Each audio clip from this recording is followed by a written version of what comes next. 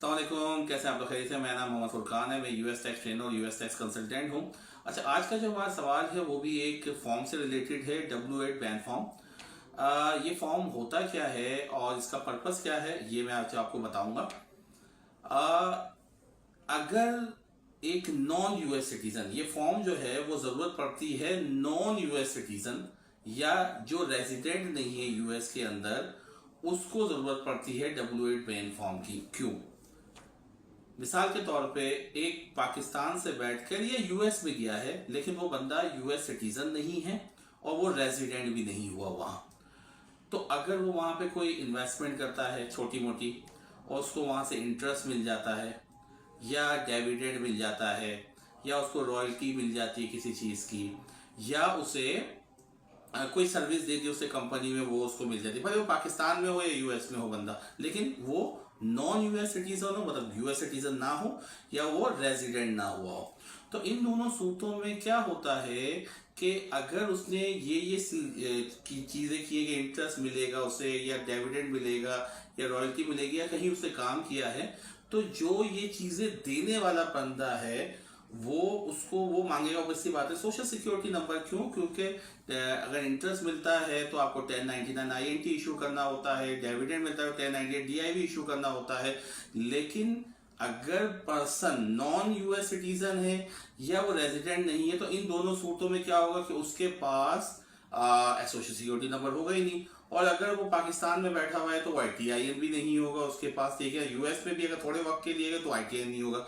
इस सूरत में क्या होता है कि जो पर्सन ये डिविडेंड की पेमेंट कर रहा होता है, इंटरेस्ट की पेमेंट कर रहा होता है या रॉयल्टी की पेमेंट कर रहा होता है या कोई काम किया है भी, सर्विस वगैरह दी है, उसकी पेमेंट जब कर रहा होता है तो वो बोलता है कि यार कोई अथेंटिसिटी दे दो कि आप यूएस सिटीजन नहीं हो या रेजिडेंट नहीं हो। तो उस सूरत के अंदर आप जो पर्सन होता है वो W8 बैन फॉर्म जो पेमेंट कर रहा होता है उसको वो प्रोवाइड करता है। W8 बैन फॉर्म क्या होता है कि एक सर्टिफिकेट होता है कि मैं नॉन यूएस सिटीजन हूं या मैं रेजिडेंट नहीं हूं, ठीक है।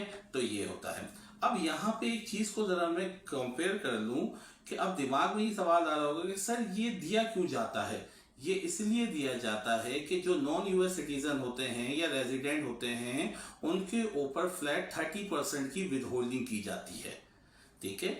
तो जब आप W8 बैन फॉर्म दे देते हैं तो उसके अंदर क्या होता है कि मैक्सिमम सेगमेंट्स के अंदर या तो आपको रिड्यूस रेट अप्लाई हो जाता है या आपकी जो विद होल्डिंग है वो जीरो हो जाती है। तो W8 बैन फॉर्म इसलिए होता है। अब वो कैटेगरीज डिफरेंट है कि किसमें रिड्यूस रेट होता है और किसमें वो फुल एग्जाम्पशन है, वो एक अलग टॉपिक है, लेकिन इसका मेन पर्पस ये होता है क्योंकि अगर आप नहीं होते। अब यहाँ पे एक सवाल लोगों के दिमाग में और आ रहा होगा कि सर जो इसका मतलब ये हुआ कि अगर कोई पर्सन नॉन यूएस सिटीजन किसी पार्टनरशिप में पार्टनर है तो पार्टनरशिप फर्म को लिए कंपलसरी है कि वो उसका 30% या जो भी रेट बनता है वो विदहोल्डिंग, शायद अभी 37% बन रहा है, वो हाईएस्ट विदहोल्डिंग करे और गवर्नमेंट में जमा करवाए अगर पार्टनर नॉन यूएस सिटीजन। तो क्या W8 बैन फॉर्म अगर हम पार्टनरशिप के कॉन्सेप्ट में यूज होगा? तो जी नहीं। पार्टनरशिप के कॉन्सेप्ट में कैटेगरी के लिए लिखा गया है कि अगर पार्टनरशिप से कोई प्रॉफिट लेगा तो W8 बैन फॉर्म उसके लिए नहीं है। उस सूरत के अंदर नॉन यूएस सिटीजन या नॉन रेजिडेंट, मतलब अगर पार्टनर है किसी पार्टनरशिप फर्म में 1065 में, तो वहां पे W8 बैन फॉर्म नहीं होगा। W8 बैन फॉर्म जो होगा अदर देन अगर आप कोई पार्टनरशिप के बगैर सर्विसेज देते हैं तो ये उस सूरत में होगा। तो मैं उम्मीद करता हूं कि आपको सवाल समझ आएगा। Thank you so much. अस्सलाम वालेकुम, अल्लाह हाफिज।